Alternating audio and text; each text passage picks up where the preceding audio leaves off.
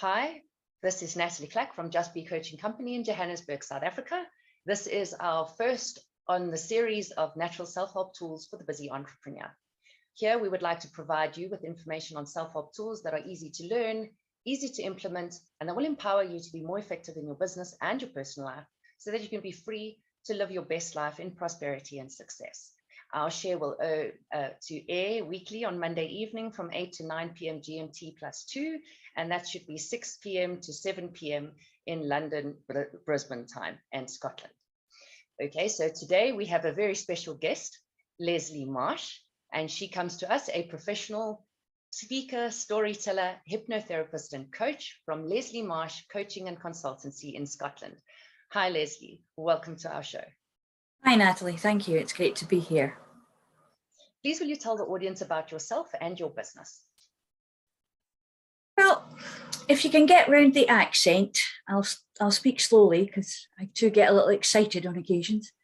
As it says, I'm a professional speaker, so basically I love to talk. Brilliant job for me.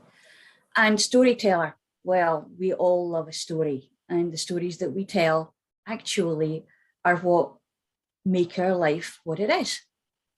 So I figured that out a little while ago and thought to myself, whose talk am I walking? Is it mine? Or is it something I've inherited from someone else? And after having a think about that, and actually a big change in career, because from the age of 11, I was a zookeeper and then a vet nurse. And I worked with animals because animals were easy. You knew exactly what was happening with an animal. If it didn't like you, it soon told you. If it did like you, well, everything was just rosy. And as you know, there's nothing better than the cuddle of a dog or, even sometimes, if you're really lucky, a chimpanzee. But that's another thing.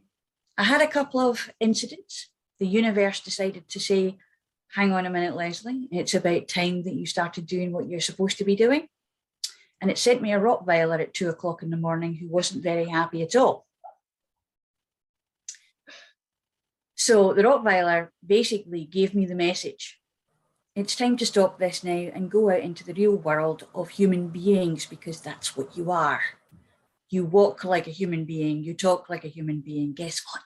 You're a human being. Work it.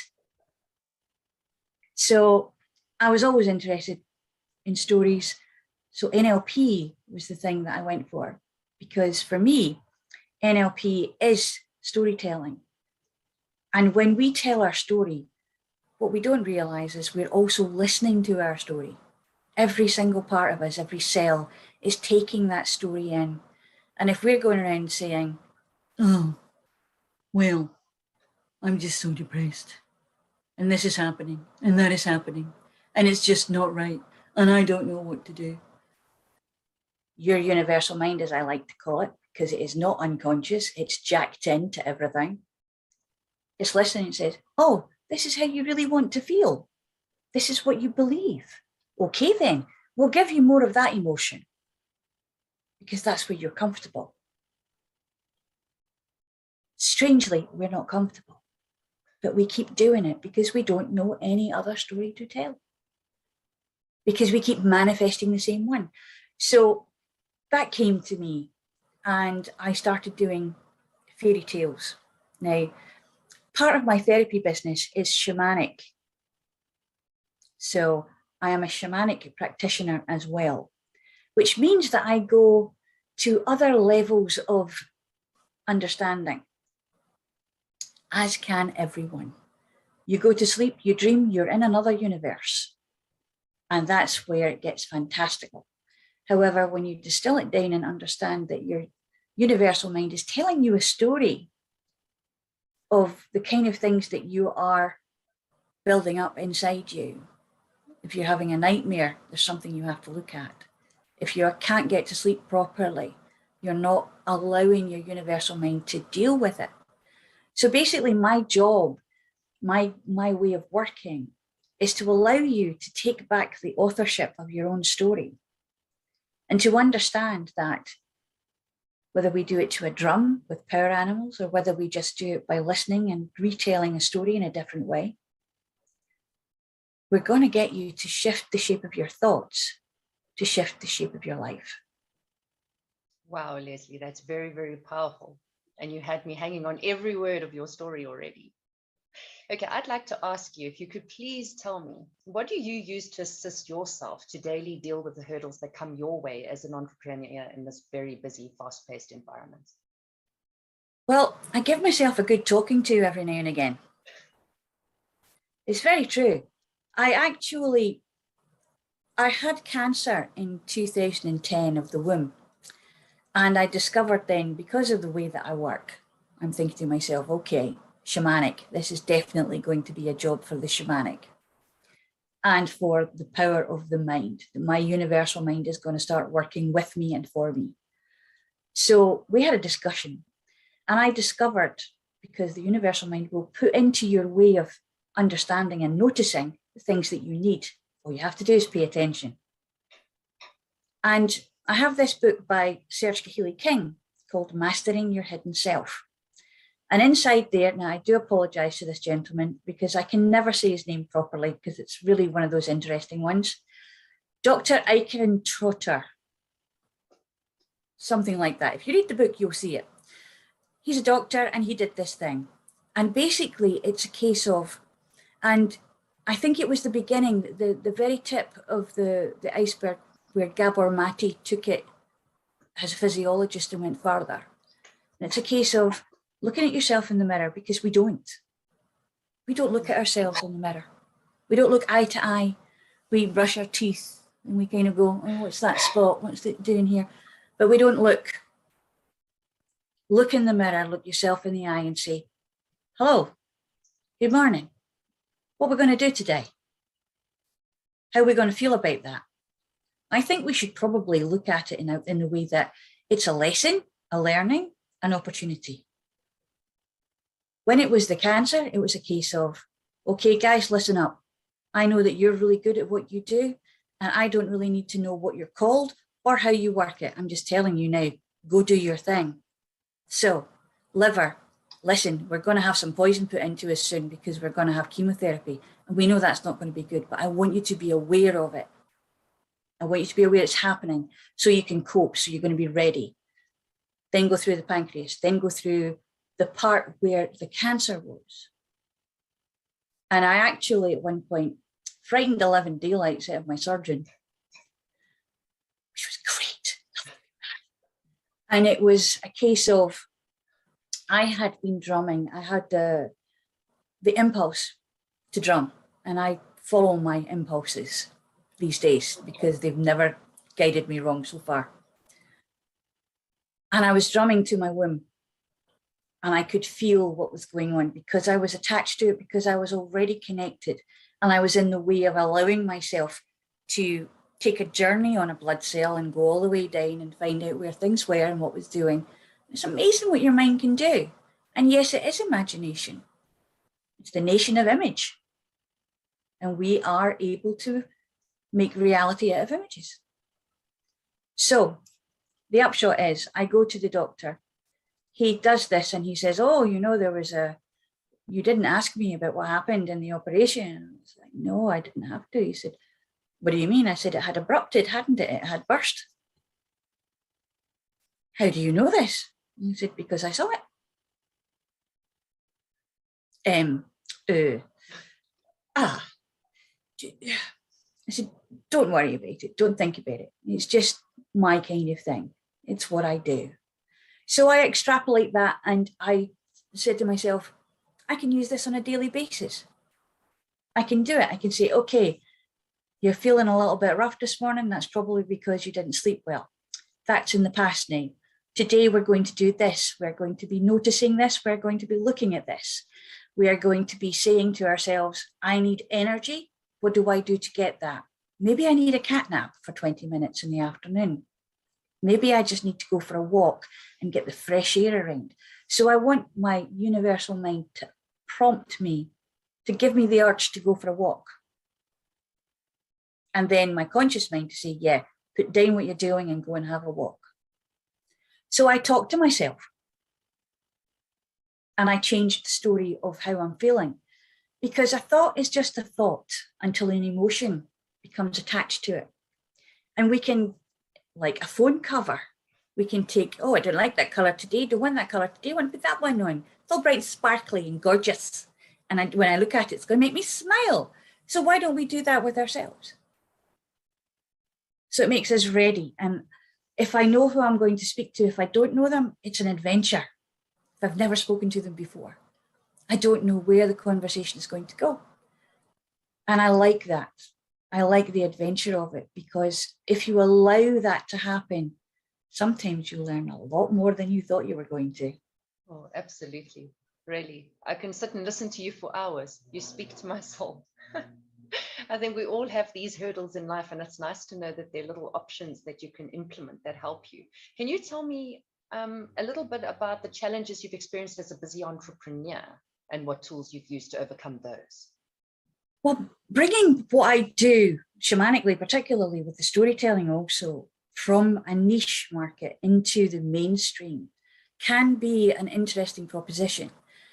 Learning the language of how to speak to people who are not that way inclined, shall we say, is an interesting prospect, because the way you present yourself when you're presenting an idea that is not of their ken, and they're a little bit, ooh, that's a bit weird.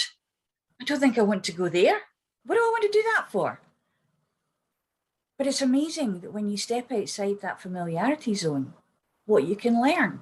So what I do is I offer it in a way that couches it in the terms of what they will know. So I did an event recently, Be Limitless this year. So I had a lot of people who came in thinking, oh, it's going to be about barriers and this and this and this. And I said, yeah, we're going to teach you how to get into your unconscious mind or your universal mind and really work it, where there are no limits, where it doesn't matter what weight you are, what height you are, what condition you are, if you're able or disabled in this reality. Up here, it's still working. So we're going to take you into a space that normally you would only have when you sleep, where you are limitless, because there is no body to be stuck inside. So I couch it in terms that are different, and I still get the odd, what? But at the same time, as I said, everybody loves a story. And in the boardrooms of Japan and America, North America, there are storytellers who are coming in more and more, because I think it was Brené Brown who said that facts and figures are just a story without a soul. Wow.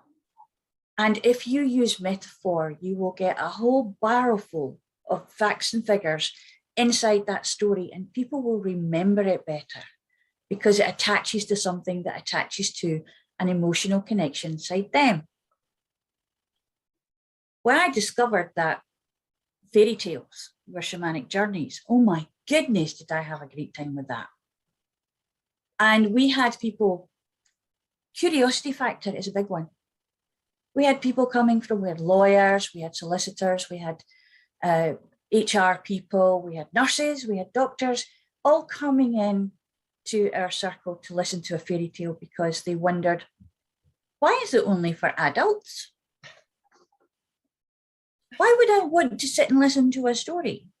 But I'm going to, because I want to know why. And once we'd picked their jaws up off the floor and reattached them, it was a case of, oh, wow, that's how that works. And how can I use that in my job, in my daily life? Actually, Joseph Campbell's been doing it for a long time. It's the hero's journey. Okay. Every story is a hero's journey, and you really need to be the hero of your own story. Absolutely.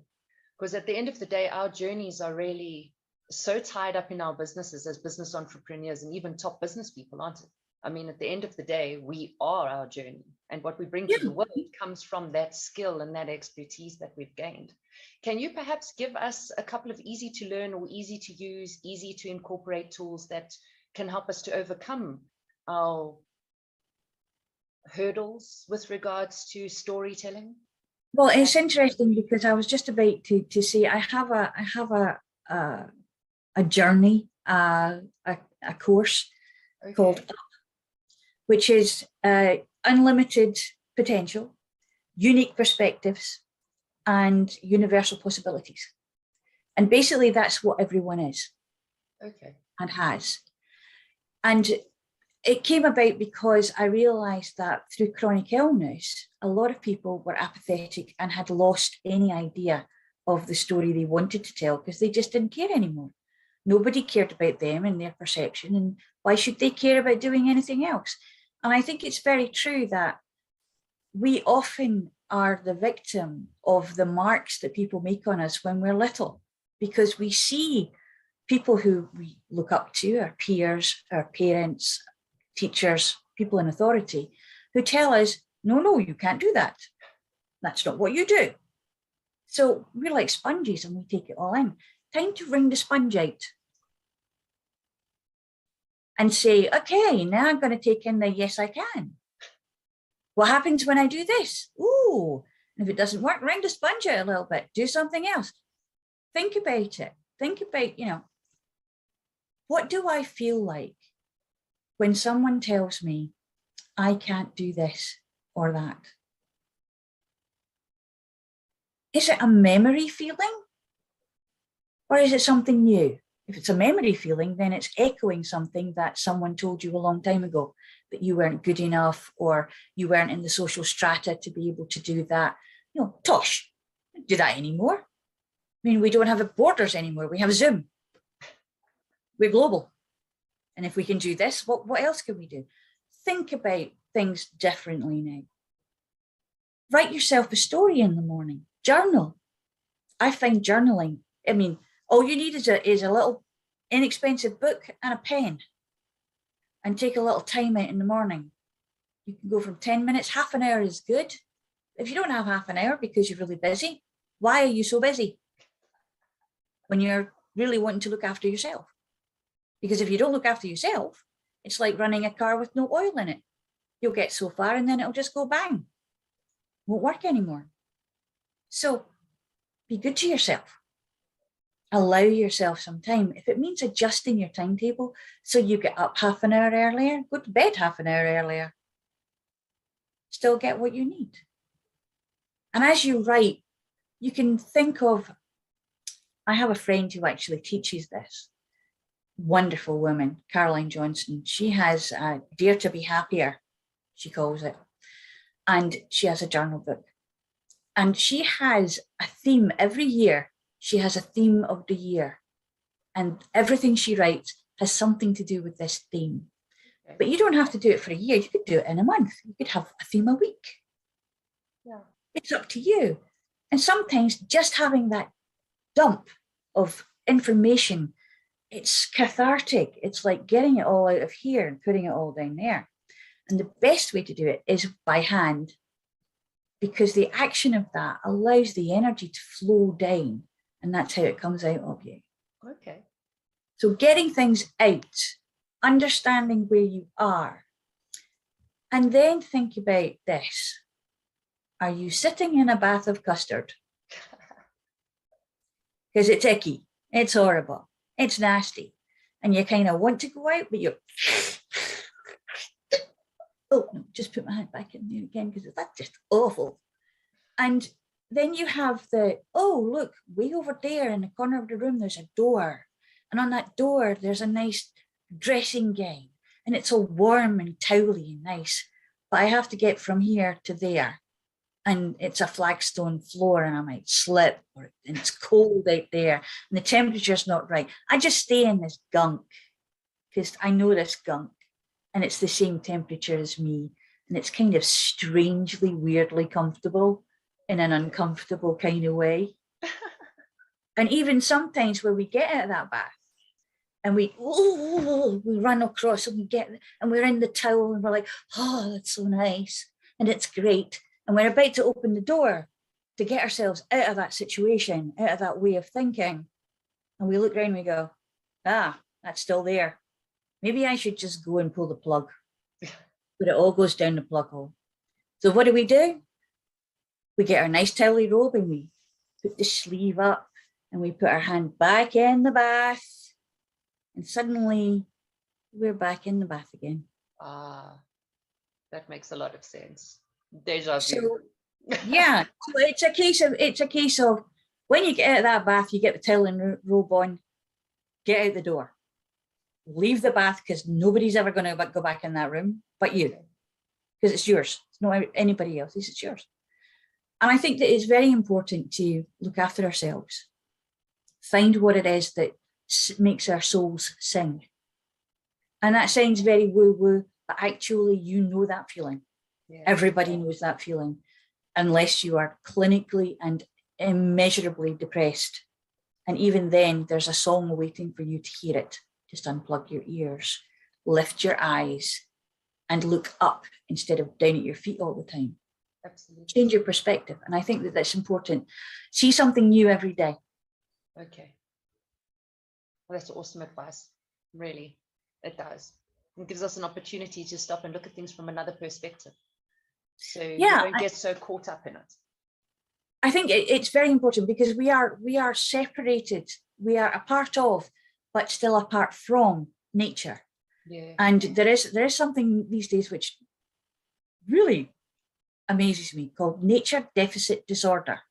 Okay. Where children are afraid to go out in nature. They don't understand what grass is. They don't understand what a cow is. They just don't, and they look at it and it's like fear. I don't want to do that. It's disgusting. So as a parent, what do you think there could possibly top 3 tips that you could give a parent that has not necessarily been empowering their children with the experience, or doesn't know how to get their child there? Because, social interactions and social media and friends and peers, they all set the platform for how our children behave, how they respond, and what they think they should do. So what would you suggest? One of the easiest things to do is to grow things, and then eat them. So you have like watercress, which you can grow on the back of a little piggy pot. Okay. You can get little piggy pots with little watercress things growing out of them. And it's just the act of understanding what happens, how nature works. Or a plant pot. Sunflowers are excellent, particularly the giant ones, if you have the space. Yeah. They don't need a lot of root space, but they will grow. Some of them will grow 12 feet. So be very careful you don't get the big giant ones. Can you pop them into a flower pot? You just pop them into a flower pot. Okay. And it's the act of teaching the child the responsibility of watering, of feeding, and then watching what happens when what they're doing has an effect. And this beautiful thing starts to grow, and they watch it, and it teaches patience, and it teaches what happens when the magic is, I put that teeny thing in there, and this amazing big thing came out of it. Incredible. Just because I remembered to water it and to put it, and it follows the sun. Yes. Wow. It's a living thing. And I did that. Taking them out to places and showing them what a tree is, allowing them to touch the tree and to feel, because they don't have all this stuff that we've got about, well, that's a load of, no, that you don't want to do that. That's just silly. And these are the things that children learn. Yeah. When adults say, you don't want to do that. That's an opinion, not a fact. Yes. However, to a child, it's a fact. Yes. So I can't do that because my mum or my dad or my big brother or my big sister, well, they're afraid of it, so I should be afraid of it too. Yes. They don't like it, so I shouldn't like it too. Yes. We make marks. We don't even realize we're making marks. It could be we're just in a bad mood. It could be that we're just being ironic or just sarcastic. Children don't know that. Yeah. They take everything as absolute truth. Yes. Mummy said that, so it must be true. You're just so annoying. Oh, I'm annoying. Okay. Yes. How can I be? Well, I'm just annoying. So I best not talk to anybody because I'll just annoy them. Absolutely. That makes a lot of sense. Being a busy entrepreneur since 2005 and raising my children predominantly myself, you get so caught up in trying to get your business to work and trying to get through all your tasks and juggling all the hats that You forget that everything that you snap at your children is something they take to heart. Is there any tip that you could give a busy entrepreneur on how they could maybe put a little plant in their office, or something they could put in their office that would help them to possibly lift themselves out of that heaviness? You know, I like my screensaver because I have it set up for views of nature and mountains and different things that I can see. And every so often there'll be a really funny kind of thing, or a whale's tail, or a little robin who reminds me of the birds outside. You're just feeding the birds occasionally on your way to work. Or if you've got your, you know, you're having your lunch with your little baggie, you know, have a little pot of seeds, don't give them bread. But frozen peas are good. Frozen peas are good, you know, or fruit, blueberries, blackbirds love fruit. But it's one of those things that also you have to, first of all, start with yourself, because they're going to see what you're doing. Yeah. So, you know, be selfish. Take some time. I am really, really into teaching people about ceremony. Okay. Because it's mindful appreciation of something that you have done, that you have achieved. And that filters down to children too. Yes. When they come with their little painting, look what I did at nursery or kindergarten or preschool, whichever you call it. I did this. And sometimes it's a case of, yeah, right, great, I'm busy. Just, you know, and it's a case of, oh, wow, this child has spent energy and time doing this and is so proud of it. What am I going to do? Take that pride in their achievement and their energy and their thought, their thoughtfulness, and just say, I'm busy? Or am I going to say, let's stick it on the fridge so everybody can see it? Because that's great. Now tell me about this. It takes 5 minutes. That's awesome. And that's taking the business entrepreneur that you are and handing down those successes they can bounce back on when they become entrepreneurs. Yeah, I have a friend who is absolutely one of the most inspiring women that I have ever met in my life. And to tell you the truth, the reason that she is that way is because her parents told her that she could do anything. Awesome. And that's what it is. We try very hard to do everything. But actually what we should do, and anybody who's going to be an entrepreneur will have heard this before, find your niche, find your tribe, go with that. Focus on the one thing. Why are you trying to do everything when you can delegate? Teaching the child to wash a dish, teaching the child to make a scrambled egg. You can also teach the child where the egg came from in the first place. And, you know, and you can also, there's so many opportunities that actually feed our souls at the same time. Yeah. Because we feel good when we impart this kind of stuff, because we see it through their eyes.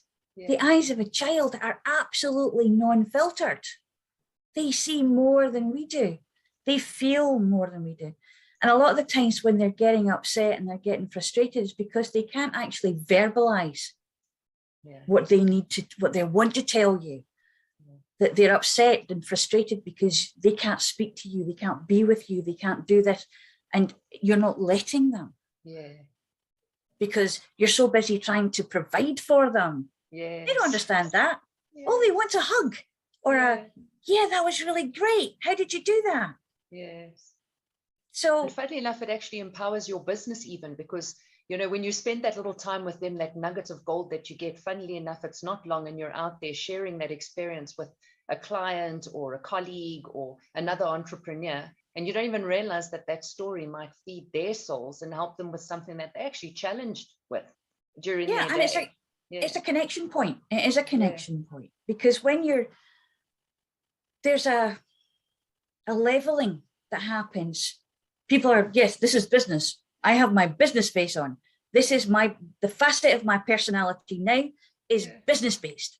Now, the interesting thing about this carry on that we've been having for the last 2 years is that the facets and personalities have kind of mingled. Yeah. Because we've had to be at home. We've had to actually do things. Interestingly enough, and people haven't realized it, even the pets are sitting there going, why have you not gone to work? This is my time on the city. Why are you here? What are you doing in my spot? This is when I look out the window and bark at the birds or sit there and go, ooh, I'd like you for dinner. And it's why are you here? This is not my routine, and everything is kind of gone. And I think that it's a great metaphor. It's a great analogy for life in general, because there are things that are going to happen that we're not expecting. Absolutely. We don't have a contingency plan for. Yeah. And so the best thing to remember, and it's the best tip that I can give anybody, the reason that we are on the top of the food chain is because we adapt and survive. I like that. It's how we choose to adapt and survive that we have control over. But we are genetically purposed to adapt and to survive. And when you say, I don't like change, I don't like this change thing that's going on, you started changing the minute that the sperm hit the egg. Incredible. And you don't stop. And you don't even think about that, hey? No. And I found a lovely word yesterday, kaizen. And it's a Japanese word for continuous change. Okay. And in the search for perfection. Incredible.